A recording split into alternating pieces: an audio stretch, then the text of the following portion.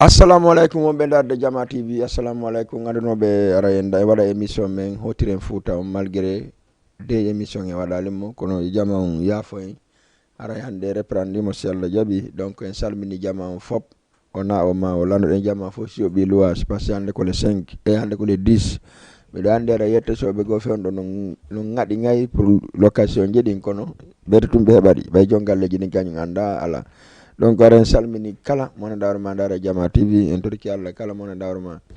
e ko sattino e mum yo Allah yaltin hoto jam moƴƴere itta few on tigui itta activité ji mum ɗin. haray Jama TV ɗo gandi souvent no takko mum émission hotiren Fouta no takko mum émission laaɓa e boy ko onon jeeyi daroyiɗa ko onon jeeyi. hande kadi noon hiɗo gandi hande ko hande noon miɗo halduno e jiɗo Mamaya wara e ɗo débat ten goɗɗum kono ɓay mi yaalimo mi ala e sonkude min kadi miɗo habbade ha mi jeeyna émission ɓa hiɗo gandi kono waɗete. donc aray numéro téléphone affichana lammo par ce que hiɗa andi hande mi yaada e auditeur ɓen si Allah no jaaɓi en hiwrike Guinéen on fop en accali hay goto kono noon en hiwrike nodda e ɓen ɓen kadi par ce que ara ɓe qualifié émission on souvent ɓe welti ɓe jalude ɓe faala émission on kadi continue ɓe torano télé on kadi jang mi antina tun hanki men yawno kadi mariage molanaɗo kono mi wuri tawno mono faala mariage sifa ɗin pijara ko mariage vraiment classe. voilà arana sifa mariage wuri guiɗo jama en de mariage classe. donc son tigui ari min waɗanaymo interview et puis mi filma min division ka télévision et puis ara duwaji ɗi no jaabi si woni ɗo seeɗa no gasa en hollay ko feƴƴi hanki kon si en hollali hande en hollay ɗum kikiɗe ɓayɗo gandi Jama TV ko fimum. donc aray toujours numéro téléphone ko 78 116 82 38 78 116 82 38 yaden émission par ce que émission ɗo ko émission juste musical donc no wiye c'est-à-dire haysomo mari thème mon kon ɗum ko thème mon ko hotiren Fouta acca hande mi ala ɗuɗɗinde haala beaucoup de un peu de parole beaucoup de musique ale ka régime addanan ɗon taw pati Binta Laali ñande sa yi Binta Laali sone wontino keccumɓir joni auto climatisé galle climatisé ñamugol e restaurant ji jani walo fowto ɓanɗum kun henti acca mayin taw daren tante Binta Laali ko inta ɗon hotiren Fouta ɓayno ande émission ko noon wiyete mi arta e mon si ɓuuri ɗo seeɗani gokkunni kadi hey kalon ka émission mo si mi arta e auditeur ɓe auditrice ɓe jiɗa ko ñani night club haray wonɓe Europe ɓen sutenuɓe ɓen fof ɓe weltanama mo kala no wi belata woloyinde amen mais meɗen weltani on meɗen jarni on moƴƴa meɗen lando so tawi ɗon e jang. excuse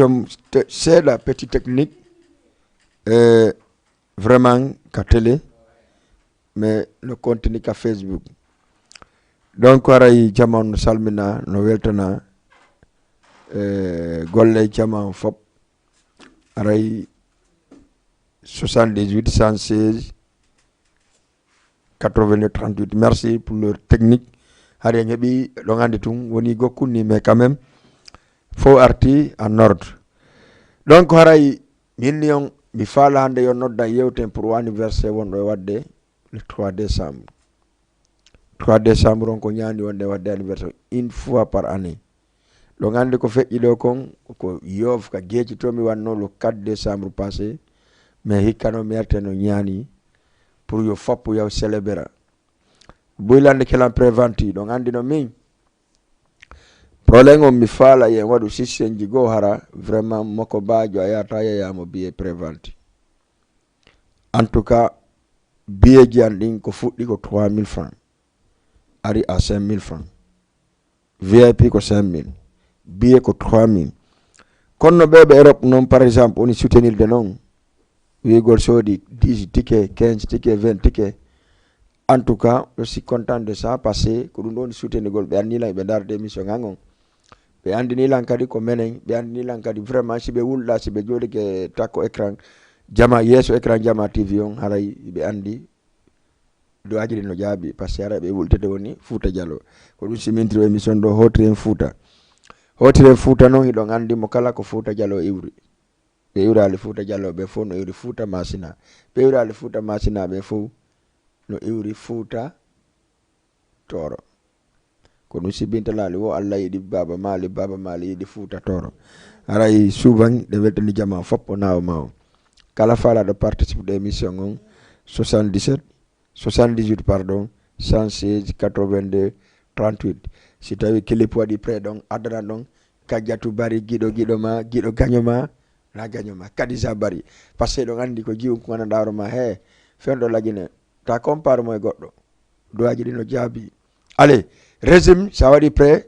amina ala seeɗa par ce que an kadi no tubiroytano lan ani ɗum haɗa yiɗa yiɗuno a andatano ko a honto mi yiɗuno wotta salo lan signé kadisa bari mamum l'enfant de mamum haray ɗon andi bientôt si Allah jaɓi en waway kadi wadde piiji kesi e kadisa bari par ce que ɗon andi ko wakkili ɗo e côté musique guinéen o miɗo wama wiide e nder rewɓe kadi nouveau génération on fof ko kanko atti fayda wadde piiji buy lagine mais ɗon andi aduna on ko noon ko escalier woɓɓe wonde woɓɓe noon sota e tungoy woɓɓe sota e tun kañum woɓɓe no yara 1 2 3 4 à 5 mais woɓɓe kañum waɗa tun sota acca tikkoyo mais kadi sabari merci beaucoup vraiment clip o yooɗi labama e gimol ngol kadi gonga haali pulal ɓen koni tigi men faalira voilà si feƴƴi ɗon kono minira noon 78 116 82 38 78 116 82 38 Mounas depuis Kayof ɗe janno marsude golle ɗen donc mi sikki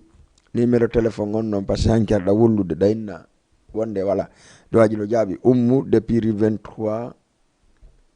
walla rue 23 way angal 6 Médina hokkima monsieur Malal Bari Bantingel gatali e maɓɓe to mi hokkiɓe dédicace kamɓe kadi miɗo hiwroɓe moƴƴa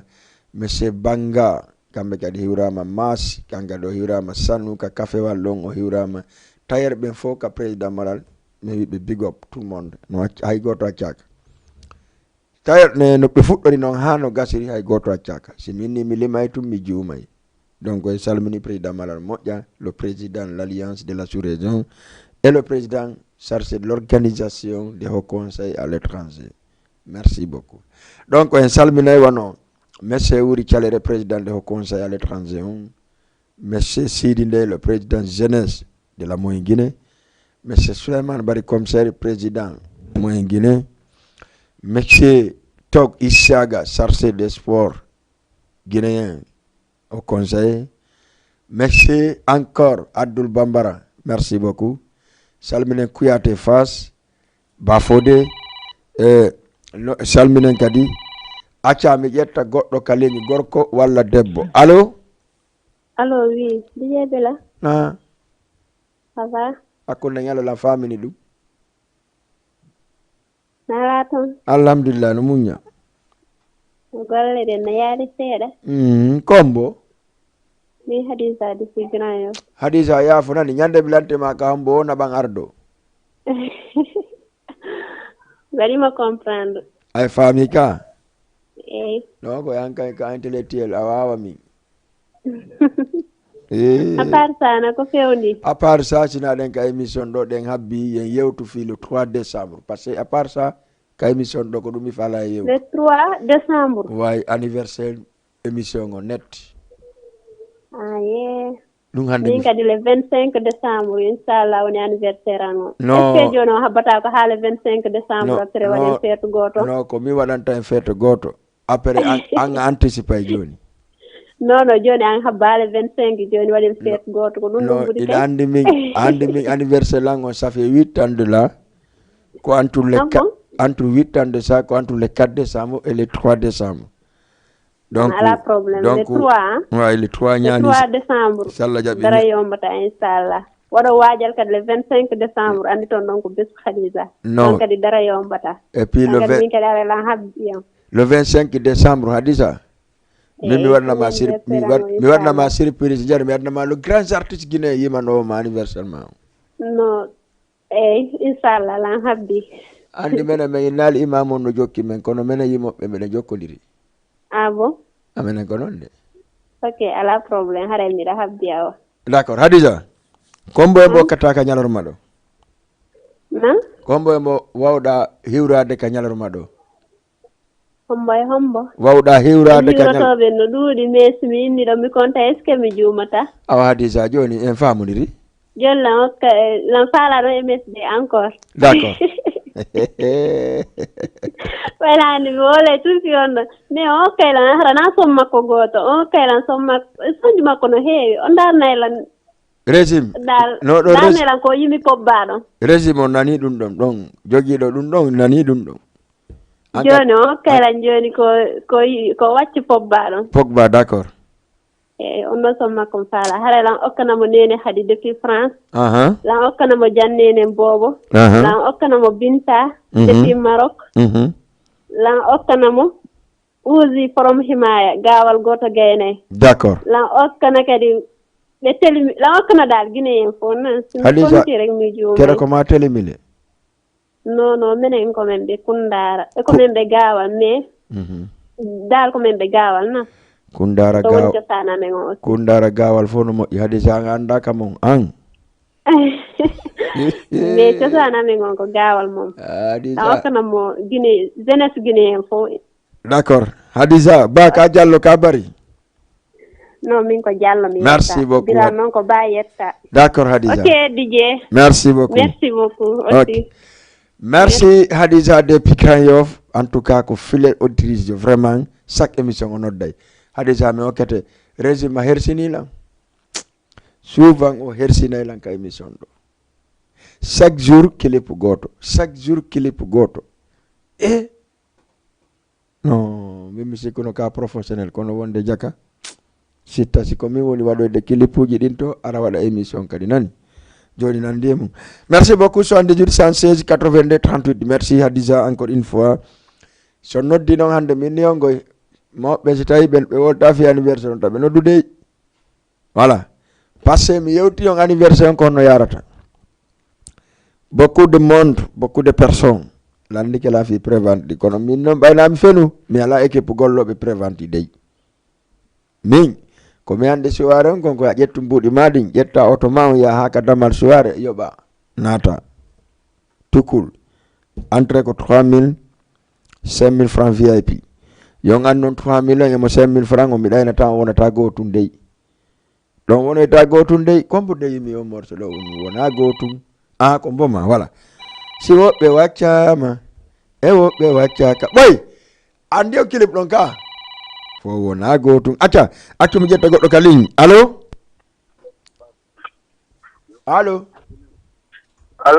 on jarama hiɗon e jang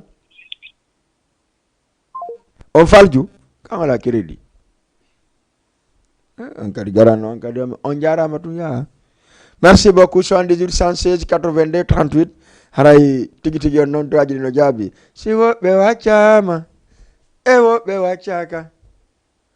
fo wona gotum wori ɓay fo wonta gotum fo wona gotum merci beaucoup haray fo wona gotum séréji ɗin fo salminama mi salmina Basin depuis Médina Dakar maren gros to Batuli kañ kadi salminama depuis ɗo e Wakam salmina Aissatou Bari maren jon kadi Grand Dakar passé de Grand Dakar Aselem Fass commandres Grand Yoff Liberté si fo no décide e ngal ɓe ɗowtay kanko Aissatou Bari kamare naati le 3 décembre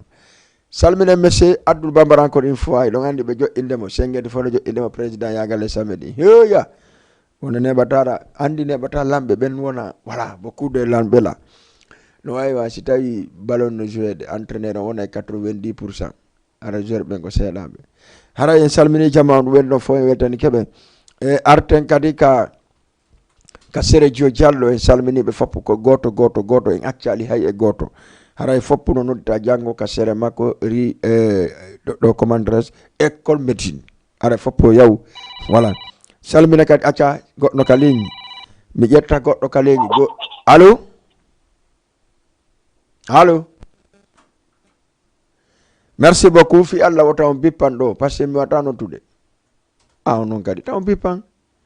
voilà haray en salmina esiraɓe en kajjatu pita salminen Aissatou Kundara salminen Korka depuis Lagine Kundara ka maɓɓe fewn ɗo mi salmina ɗo DJ Lamzo Kundara DJ Yaya Teli DG tout le monde parce que fof no wadde combat e anniversaire o salminen Billy chargé de communication on non kanko ko number 1 parce que ɗo gandi kanko chargé communication l'anniversaire noon fewdo ɗo afiji ɗin fof mo voilà c'est ça donc mi salmina wano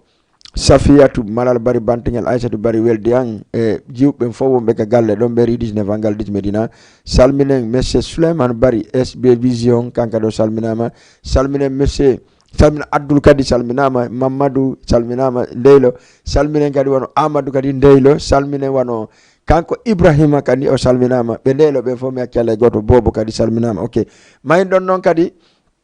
salminen oya kan Amadou kan kadi vraiment on dara émission ko fewi salminen monsieur Saliou Conté président SB Vision pour le développement en salmini moƴƴa salminen pay kun sare ngal pay ngal labanga ngal nanda e payle ko pareɓe ɓe mon wolde fe mum ɗo musidɓe min non naka yombata l'anniversaire DJ Bella Joli c'est pas le petit c'est le grand voilà salminen kadi monsieur Balde le boss depuis Grand Yoff monsieur Kaba Grand Yoff ɓe fof ɓe salminama donc salminen Impec Thiaroye kamɓe kadi ɓe salmina ɓe parmi l'invité acca mi ƴetta goɗɗo ka ligne mi arta e mon 78 116 82 38 allo merci beaucoup si woɓɓe waccama woɓɓe waccaka fo wona gotum Camara Thiaro e Binta Yombol kamɓe jeeyi kamɓe kadi wano Aissatou Mali kañum jeeyi wano kanko Adama Grand Yoff mi salminima moƴƴa Houssay depuis Pikine mon amour acca goɗɗo ka ligne allo oui waleykum salam on salminama no wayi mais salmitiki on nala toon ko Kenzo Production salminama no golle ɗe ɗawaylan produit de Kenzo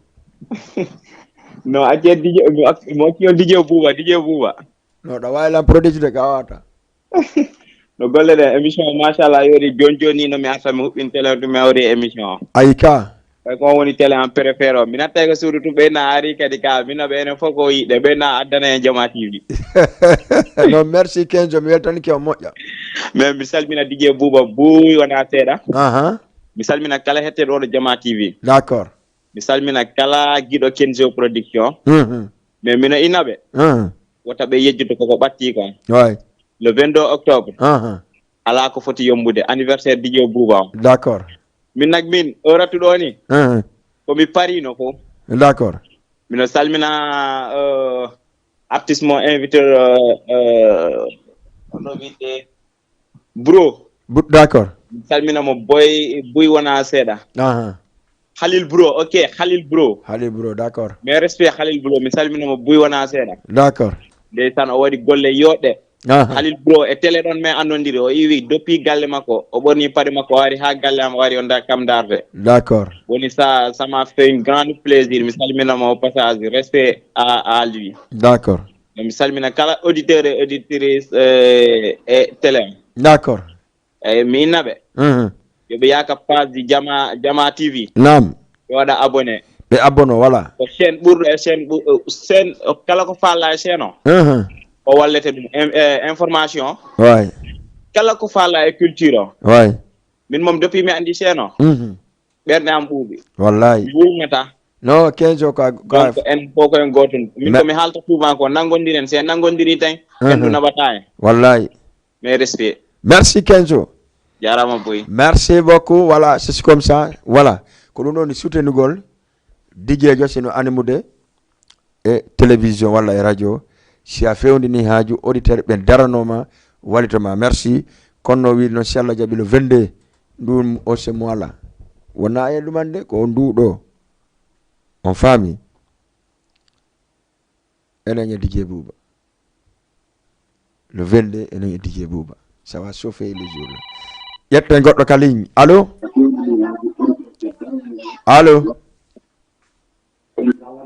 waleykum salam ɗuyde téléma on seeɗa en famodiri ka famodiri régime o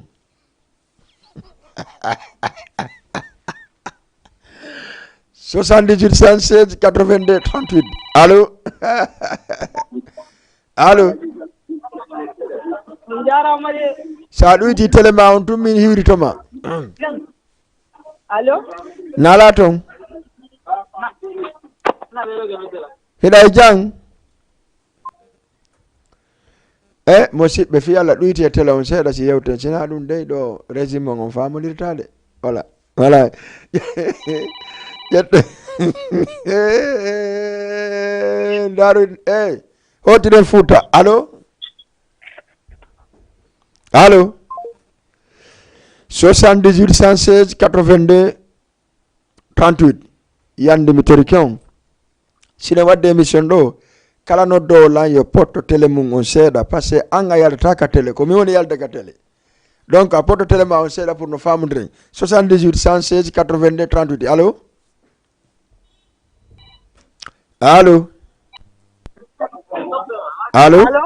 oui allo oui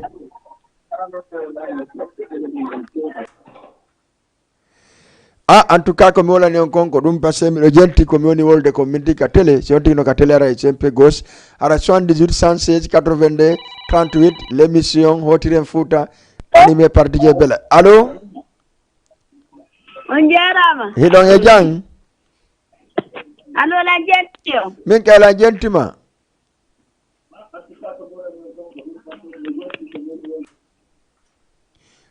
ɓe jiwɓe noon mi falama yewdugoy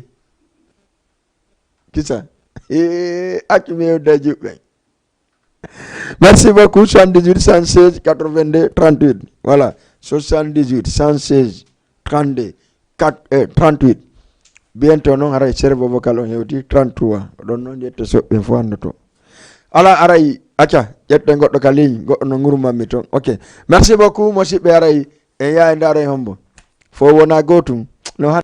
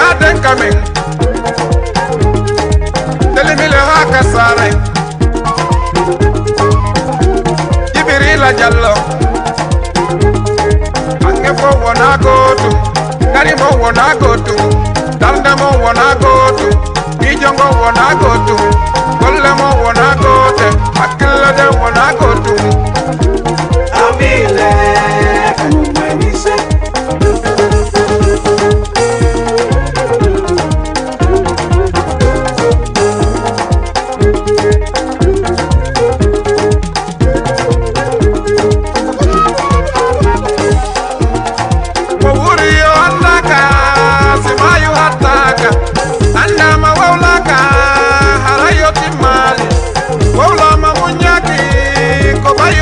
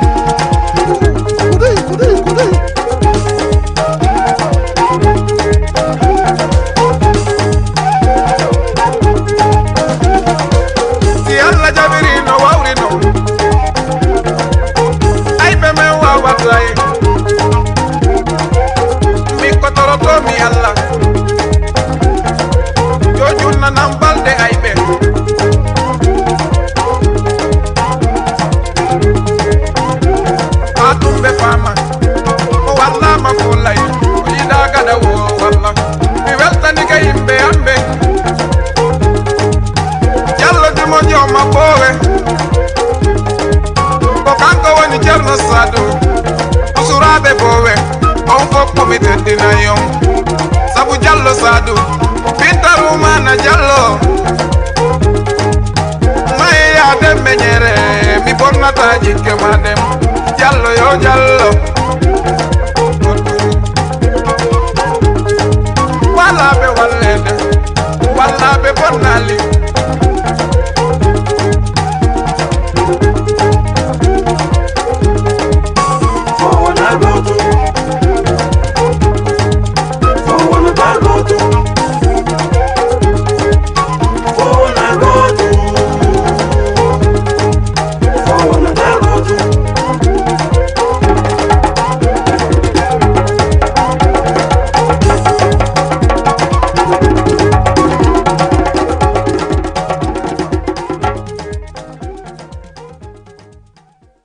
wendu wo fo wona gotum ko pelletti fo wona gotum ɓaysi woɓɓe bu'inama woɓɓe bu'inaka rawni ina gotum ko gonga makko non si woɓɓe waccama woɓɓe waccaka wota heddiɓe seytin min noon ɓay mi waccay fo sallah jaɓi min on famali merci beaucoup mi ara ka direction ñani ɗon andi plateforme no woodi won ɗo ka direction ñani monsieur Jarruga Bari merci beaucoup mi ara ɗon e pay acca mi ƴetta goɗɗo taw ka buumu jokko gonga walla fuɓɓen allo allo allo kere andi nelanda mari bobo merci beaucoup ara yen salmine monsieur Jarruga Bari monsieur Mamadou Baylo Sangareji walla Sangareya di Sangareya voilà parce que Sangareyaji Sangareya fop no prépare au anniversaire DJ Bella Joli le 3 décembre parce que nde ñande be wi wo dara du yomb gonga mabbe ale mi jetta goddo ka ligne allo allo allo gara du telema on seeda famundre yandi du telema on seeda oh assalamu alaykum wa alaykum salam no ayton don e jang jaram ko le idon nodda mi honto don inne honno allo no golle jindo idon nodda mi honto don inne honno miɗen nodda geltappe Salum geltappe miɗen geltappe ara miɗe weltani moƴƴi ko Diallo Mamadou Makki woni noddude ha geltappe Diallo Mamadou ay jang ara toujours ɗon fof ɗo weltana to onon ɓeɓe ko jooɗiɓe ko radio ɗon fof maɓɓe Diallo Mamadou Diallo Mamadou Makki Diallo Mamadou Makki le 3 décembre nani ko yewta kon voilà le 3 décembre toujours ko weltana ko communauté guinéen mo fof ko woni ko jooɗi ɗo kon fof d'accord haray toujours ɗon fof ɗon weltanama mbiɗo salmide ɗon haara e bolonda jande e ɓiɓɓe amɓe mi wondiɓe ɗoɓe e hajja adamay kayma e Ousmane ɓe fof haara ɓe weltana d'accord eyyi hara ono kadi vraiment ɓe weltanama ko moƴƴi no haara miɗo landi ɗon e son goto quoi son wawde on quoi ombo eyyi ara miɗo landimo ɗon inchallah jara on jarama ɓe weltani e moƴƴi hara vraiment landi on miɗe ndara on ɗo ko ɗon ɗo ko hombo landiɗa son hombo landiɗa téléphone noon quoi waɗnemi ɗon téléphone ok d'accord ok voilà jara miɗe fala ɗon téléphone noon d'accord y a pas de problème eyyi inchallah merci beaucoup d'accord merci Diallo Mohamed depuis Gueltape merci beaucoup wara ko ɗo mi salminta Lama depuis Medina mo darde ka télévision Jama TV mo darde émission on Lama merci ɗon andi ko kamɓe fof waɗi vidéo ji ɗin ka fi anniversaire lon ko kamɓe woni occasion kadi nde ñande Lama arayo salminama salminen kadi Oumar Sodo depuis cité Mista salminen kadi wano kanko Aïssa Aygel depuis Rue 5 salminen kadi wano Mariama Siré kadi mo tawa salminen Houssay depuis Medina acca ƴetten goɗɗo ka ligne salamu aleykum aleykum salam allo DJ nam no golleɗen ko Kenzo arti ok mi nani ono haala 3 décembre mais anniversaire DJ Bouba ko le 22 décembre octobre walla ko le 3 ko non anniversaire DJ Bouba ko le 22 ko anniversaire DJ Belan woni 3 ok ko anniversaire DJ Bella anniversaire DJ Bouba voilà Ah, ok, je vois. Merci beaucoup, Kenzo. Donc, ala problème. Yo Allah tawne inshallah. Ala problème ko goto nan. Auditeur jiɗi auditeur no ɓe kalkenjo inchallah samedi. Inchallah télévision ɓurɗo ɗon Jama TV inchallah avec face à face avec DJ Bouba si Allah jaɓi. Inchallah ndeñande mom yombata. Merci Kenzo. Le 22 kadi anniversaire DJ Bouba hay mino fadi hay goto wattarat mo. Forata inchallah. Hay goto men pillanta ko kadi. Inchallah te billet ji ɗin fof sont disponibles. D'accord. Donc kala yiɗɗo billet ji ɗin kadi j'espère que numéro ji ɗin ɗiɗi n'est-ce pas? Oui. Ok, waɗe partager numéro ji ɗi e billet ji ɗin fof. Il y a pas de problème. Ok. Merci Kenzo. Voilà salmine ɓe o mbeɗade ka Facebook ɓen fof mi salmi ɗo DJ Diallo lendi yontere hande ko DJ Diallo on ɗo ka laaɓay poyi émission molanaɗo nde ñande miɗo andi yiide ñen huɓɓay Sénégal baba lendi si Allah jaɓi laaɓay poyi ko DJ Diallo inchallah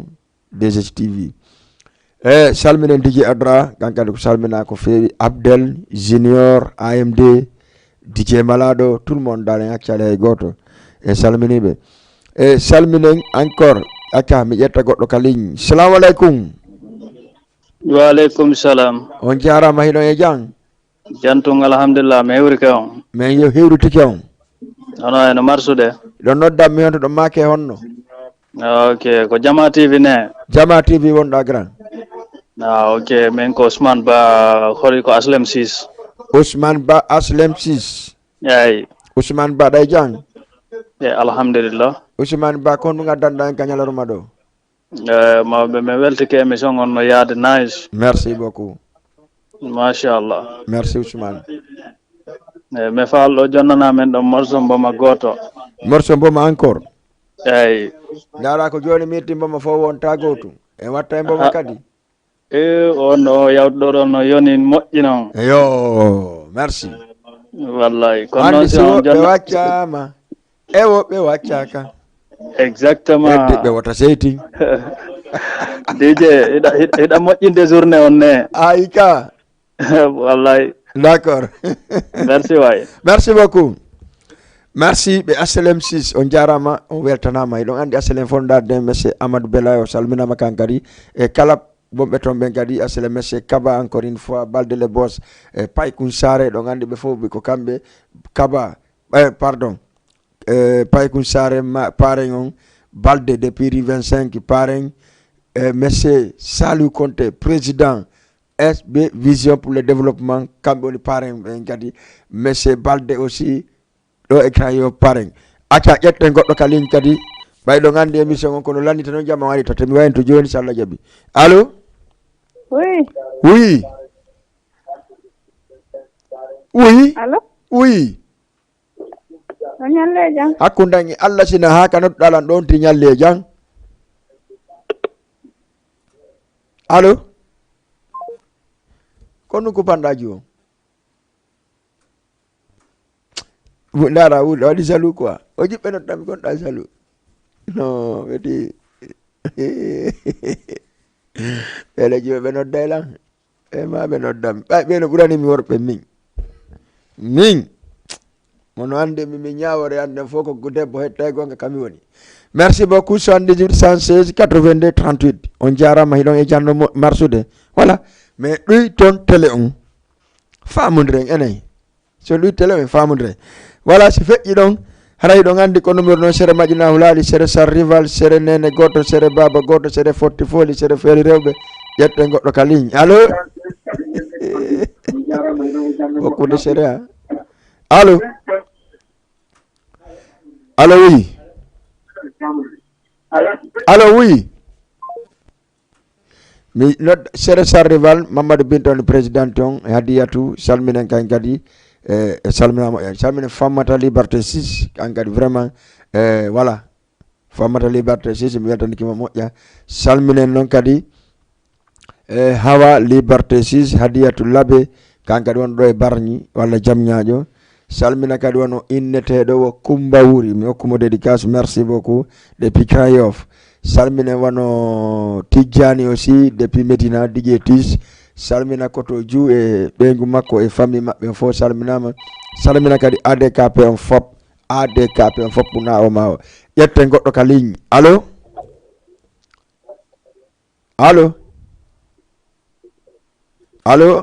oui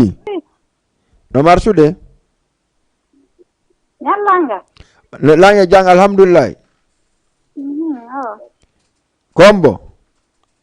o hadiyatullahi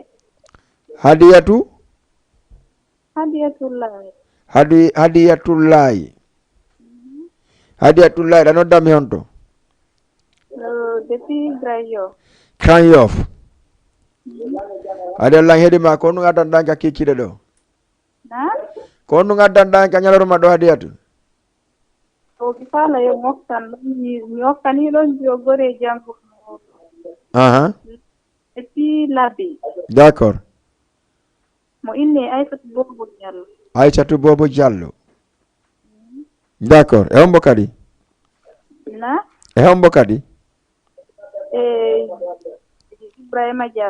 Ibrahima Diallo Aminatu Diallo Abdoulatif Diallo donc mi hokkani ɗum musidɓe fof kala guinéen haɗi hokkalam min fiyon ɗum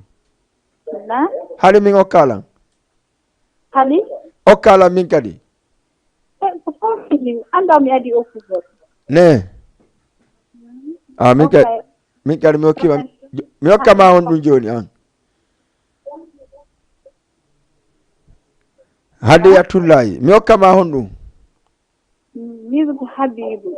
Habibu Fatako d'accord joni nani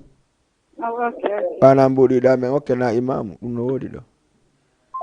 ok merci beaucoup Hadiyatullahi depuis Grand Yoff voilà 78 116 82 38 émission on ko woɗɗiɗo musidɓe a seyɗo gandi on yawata natude kare voilà ka page Facebook fo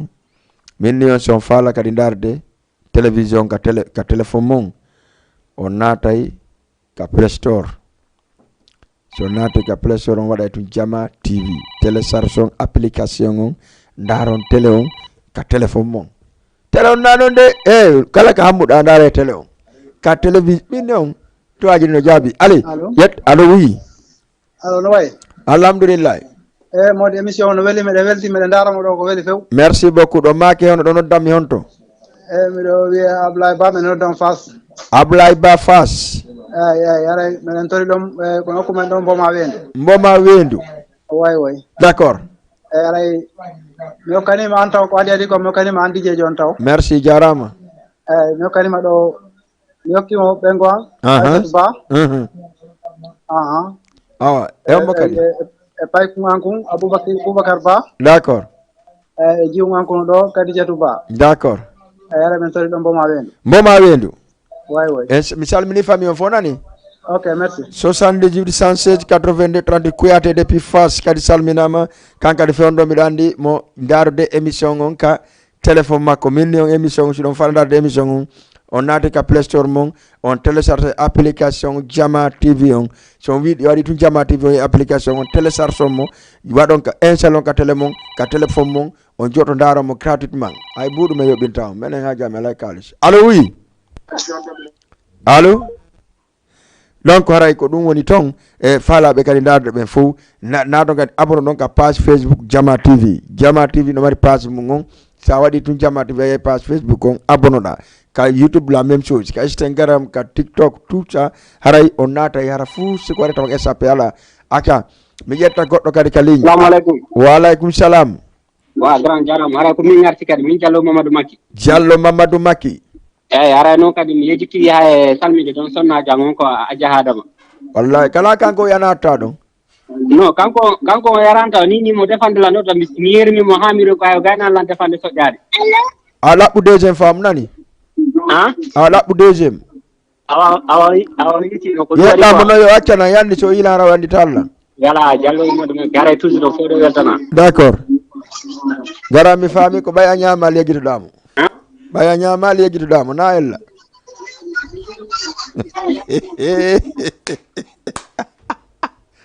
gara jom ɓay tum soƴƴani leydi o yeggiti ɓeygu makko allahu akibar gonga sosoɓɓen merci beaucoup 78 116 82 38 acca diceɓe la joli ɗon fort le 22 le 22 on est DJ Bouba andi anniversaire le million mais là wo de passer mi invité mo ka télévision do émission spéciale mais wadda émission kiki de ko enenge labay poyo hara ko enenge original ba yare la pakoti no wodi kiki de ko enenge original allez yette goddo ka ligne petit mbay sawa allo mbay sawa yaa ngi ci jàmm alhamdulillah jàmm rek merci beaucoup 78 116 82 38 alno min ko bineti mon yadde do kono mi do comme docteur Habibou et tout ça bon mais adni do binet après artenia bi fatako artenia dernier clip mboma wayno ndiren ha kiki de gadi 22h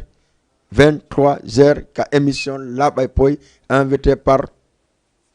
la original. Il a là-bas signé Bineti Mali le 31 décembre ici au Sénégal. Bagada Wonson. Attends, il y a un ligne. Allô? D'accord. Merci beaucoup. Donc, on est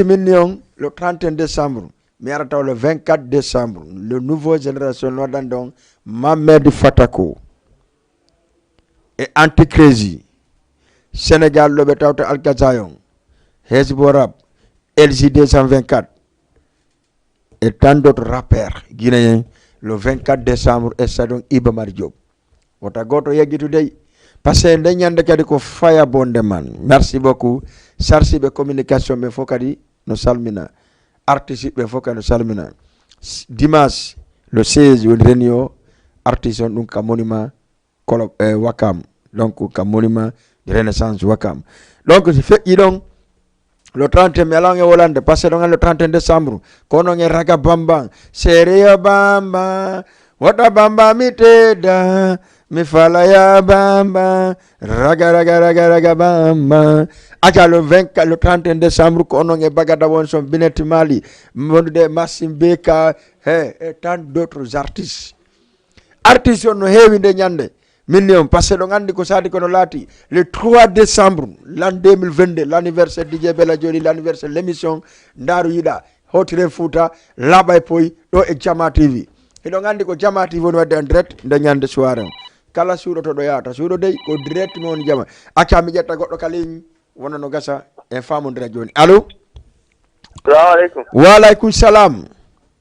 anjaram wala onon men ton DJ Bella few jolil waya kadi joli billahi wallahi kamen abba mo ida do kunko moƴƴa ya seda alhamdulillah nani golle den wallahi dino muññina wakkili na rutine o yeso alhamdulillah inde ma ngan kadi ko onno ameda robot na onno mo robot minanali inde den ko onno Mohammed Ba Maguette ñola d'accord Mamadou Ba ay jaay de ok merci beaucoup ara salmini Sanusi Masi fans club jogi do Karim Soulayen salminimo Bineti Mali salminama million doaji no jabi merci Amadou Badiang merci beaucoup million le 24 décembre l'homme de 24 décembre nouvelle génération yette goddo ka ligne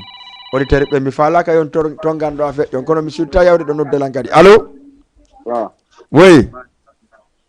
nay nala to day jang jantu da nodda mi honto da make onno Mamadou Baylo waaw Binjona Mamadou Baylo depuis garage Binjona waaw day jang jantu Mamadou Baylo waaw ko nu fewndi ton ko yettu dalanan mi do hedi Mamadou Baylo ko mbo mo salminta don ka nyalorma do ala salmina be Binjona be fop mabbe min kadi mi salmini be fo be Grand Dakar ben de zone ok tonge Guinée Conakry kade d'accord wow ok merci beaucoup Mamadou Baylo depuis garage Binjona dum non ko côté Grand Yoff to woni a télévision Jama TV million kala ko faldo ndade Jama TV joni yahe piki yaw geejo yaw parcelle yaw partout on dara télévision Jama TV naton ka Play Store kadi télécharge application Jama TV on et son famille donc dum do fop ko fi tun ko fi mon ko fimo naton ka YouTube kay ndaron émission jidi yawn ka page Jama TV ndaron émission jidi dum don fop ko fimo wona wadirede parce que ko fi wotan wulde ko feccata lagine wotan wulde keltirgine en on mais soutenez merci beaucoup Kileb s'il vous plaît Kileb kedarde en jetta dernier auditeur allô merci beaucoup Jama TV kala no be darde émission hotiren Fouta min non mi hoti nanon Fouta mi yade kan voilà Fouta mi siwa yawton merci kala no vraiment on jarama taw iddelo ndey torinobe kelepuji didi no ga din don wadatake mi do wadde émission parce que dina taka réseaux sociaux mais ndare télévision on sayfon e pay ko kuma français on ko fetu koy non on fami ka ben wanyani amayi donc haray tigi on en donc taw jap telende jogite don habi fata ko woni arte joni clip makon après arte tora din kadi fo sayfon en habde fo no tora Hadiza Okamo merci beaucoup à tout le monde un kiki à partir de 22h jusqu'à 23h30 kala bay poy enen MC on de live original voilà enen live original merci à tout le monde ciao bye wombe kali be fo ya fo menga ara ko ernde yon do ngandi ko service way non do ko affaire militaire merci